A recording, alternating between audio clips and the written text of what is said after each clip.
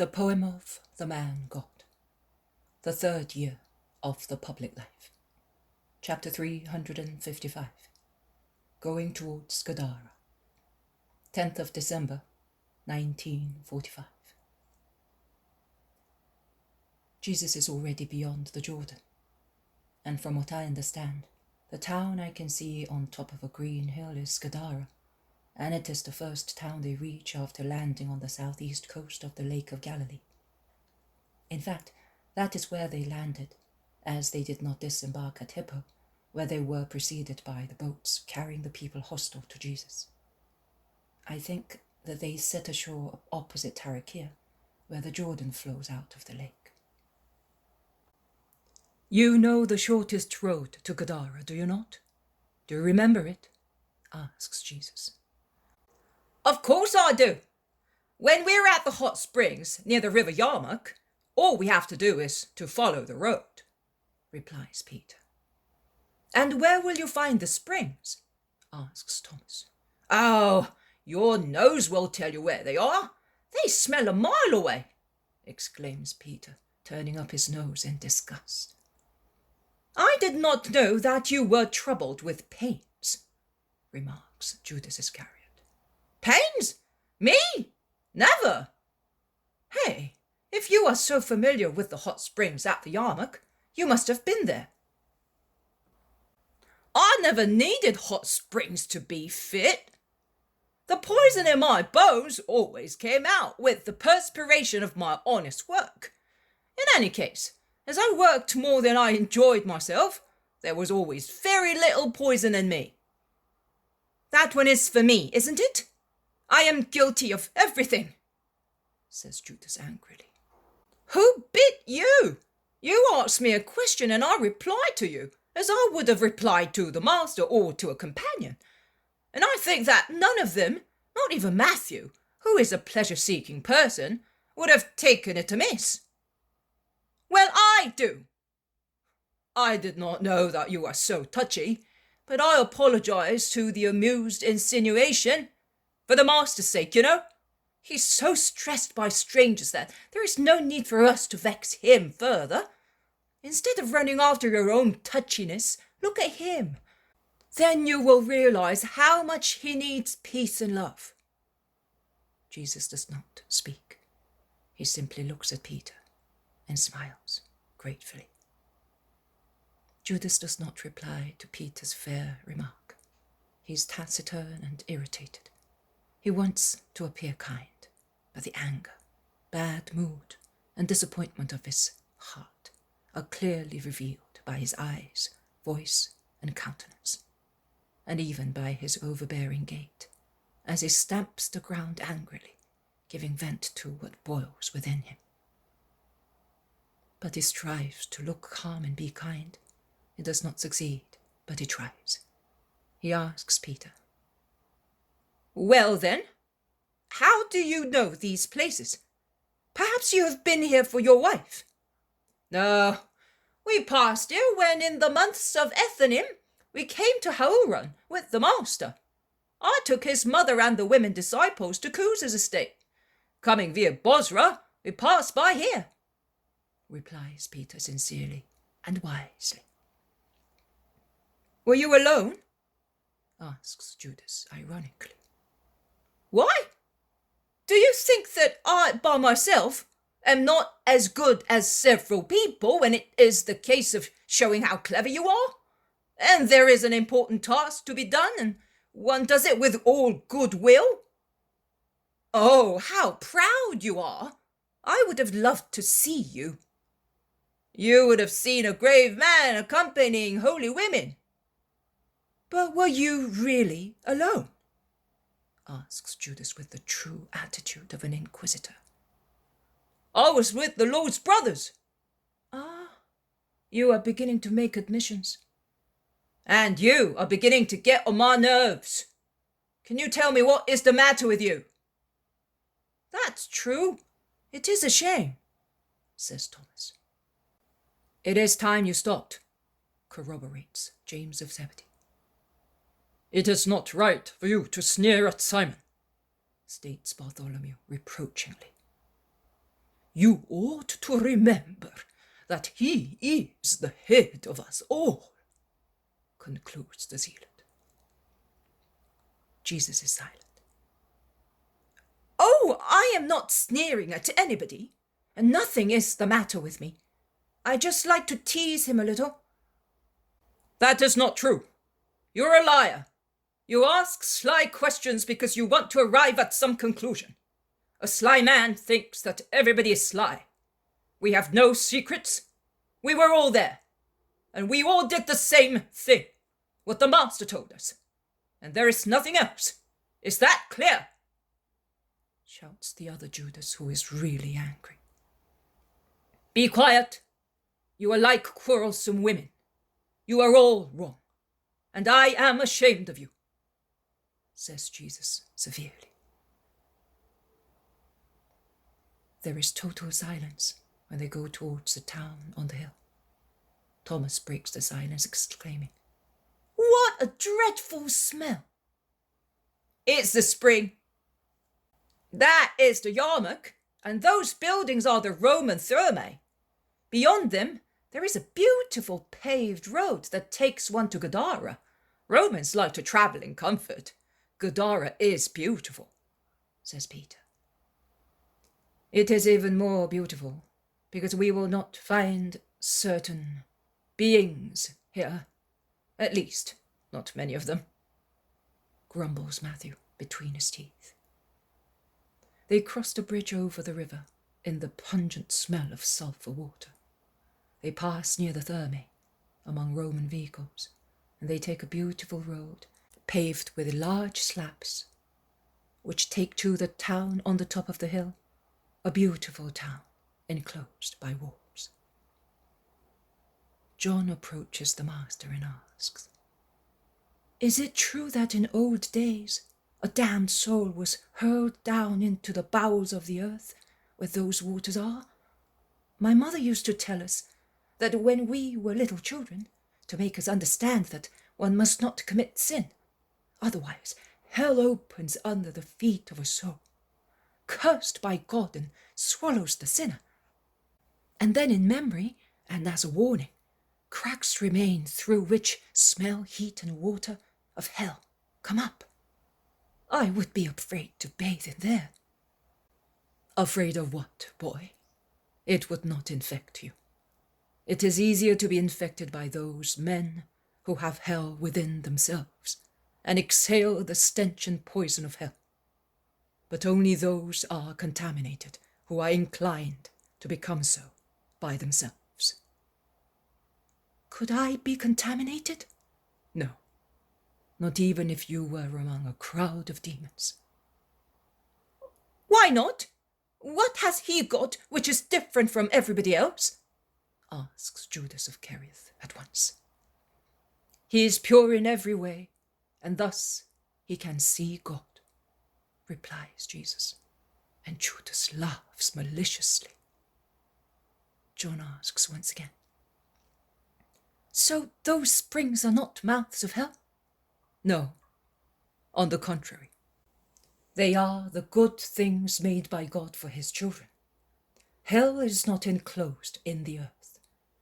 It is on the earth, John, in the hearts of men, and it expands further there. But does hell really exist? Asks the Iscariot. What are you saying? Ask his companions, who are thoroughly scandalized. I am asking, does it really exist? I don't believe it does, and I am not the only one. Heathen! They shout with horror. No! Israelite! Many of us in Israel do not believe such nonsense. Well, how can you believe in paradise and in God's justice? Where do you put sinners? What about Satan? Many of the apostles object, shouting. I say what I think. A short while ago I was blamed for being a liar. I am proving that I am sincere, even if what I say scandalizes you and makes me hateful in your eyes. In any case, I am not the only one in Israel, since Israel has improved in knowledge through contacts with Hellenists and Romans who are of such opinion. And the master, the only one whose opinion I respect, cannot reproach me or Israel, as he protects Romans and Greeks, and is openly their friend. I base myself on the following philosophical concept. If everything is controlled by God, everything we do depends on his will, and he must reward us all in the same way, because we are only automata moved by him. We are beings devoid of will. The Master himself said so. The will of the Most High, the will of the Father. That is the only will. And it is so infinite that it crushes and destroys the limited will of creatures. Consequently, both the good and the evil, which we appear to do, is done by God, who imposes it on us. Thus, he will not punish us for evil deeds, and his justice will be administered that way, because our sins are not voluntary, but they are imposed by him who wants us to commit them, so that both good and evil may be on the earth. He who is bad is the means of expiation for those who are not so bad, and he suffers within himself as he cannot be considered good, and thus expiates his part of sin. Jesus said so. Hell is on the earth and in the hearts of men. I do not perceive Satan. He does not exist. Once I believed he existed, but for some time I have convinced myself that it is a lot of nonsense, and one attains peace through such belief.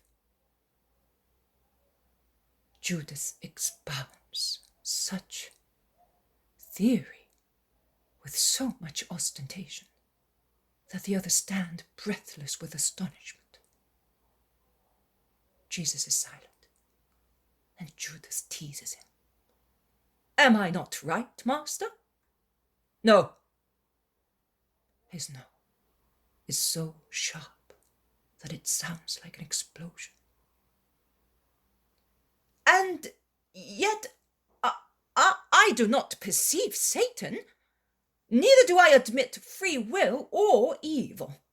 And all the Sadducees are of my opinion, as well as many other people in Israel.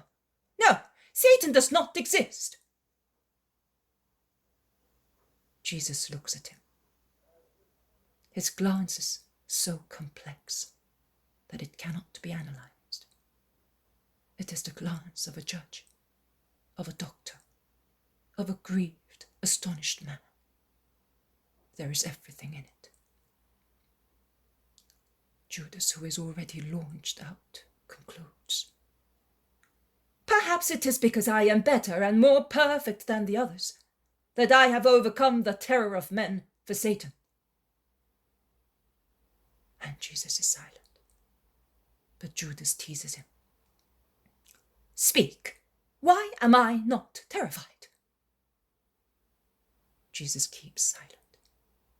Are you not replying, Master? Why? Are you afraid? No, I am charity, and charity withholds its opinion until it is compelled to give it. Leave me and go away, he says at last, because Judas tries to embrace him, and when he is held by force in the arms of the blasphemer, he whispers to him, You disgust me. You do not see or perceive Satan, because he is all one with you. Go away, you demon. Judas kisses him impudently and laughs, as if the Master had praised him secretly.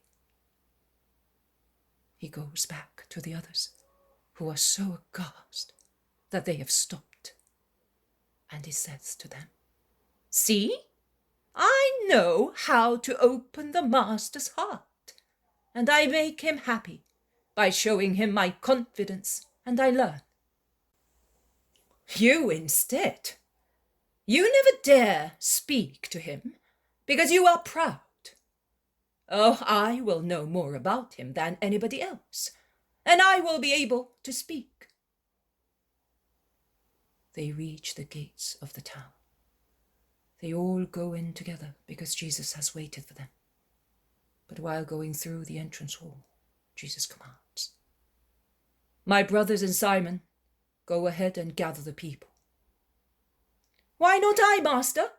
Are you not giving me any more missions to fulfill? Are they no longer necessary now? You gave me 2, one after the other, and they lasted for months." "And you complained and said that I wanted to keep you away. Are you now complaining because I want to keep you with me?" Judas does not know what to reply and is silent.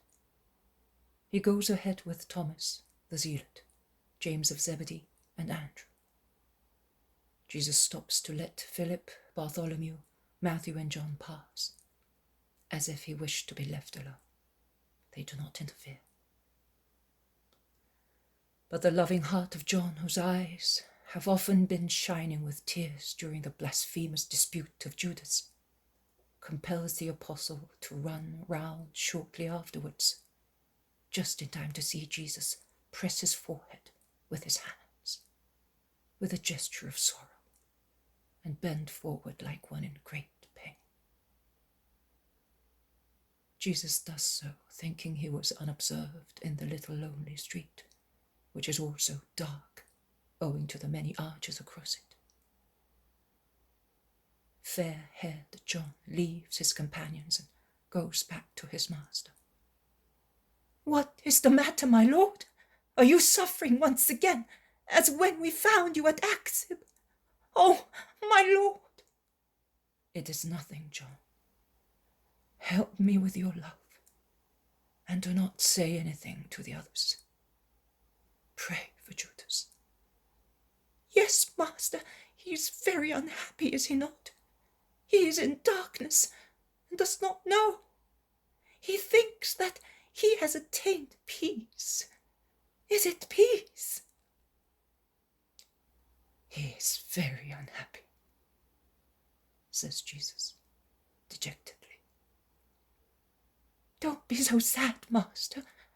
Think of how many sinners have become good, although they were hardened in sin. Judas will do the same. Oh, you will certainly save him. I will spend the night praying for that. I will tell the Father to make me capable only of loving. I do not want anything else. I was hoping to give my life for you, or to make your power shine through my work. Now, no longer so. I renounce everything. I choose the most humble and common life, and I will ask the Father to give what is mine to Judas, to make him happy, so that he may turn to holiness. Lord, I should tell you something. I think I know why Judas is like that." "Come tonight. We will pray together and speak." "And will the Father listen to me? Will he accept my sacrifice?" "The Father will bless you, but you will suffer." "Oh, no! It is enough for me to see that you are happy, and that Judas... "Yes, John. Look, they are calling us. Let us run." The little street becomes a beautiful one, adorned with porches and fountains, and it is embellished with beautiful squares, each one being more beautiful than the others. It crosses another main street, which is just as beautiful, and at the end of it there is an amphitheater. Several sick people have already gathered in a corner of the porches, waiting for the Saviour. Peter comes towards Jesus. "They have retained faith in what we told them about you in the month of Ethanim. They came at once." "And I will reward their faith at once. Let us go." And while the sun is setting and tinging the marble buildings with red, he goes to heal those who are waiting for him with faith.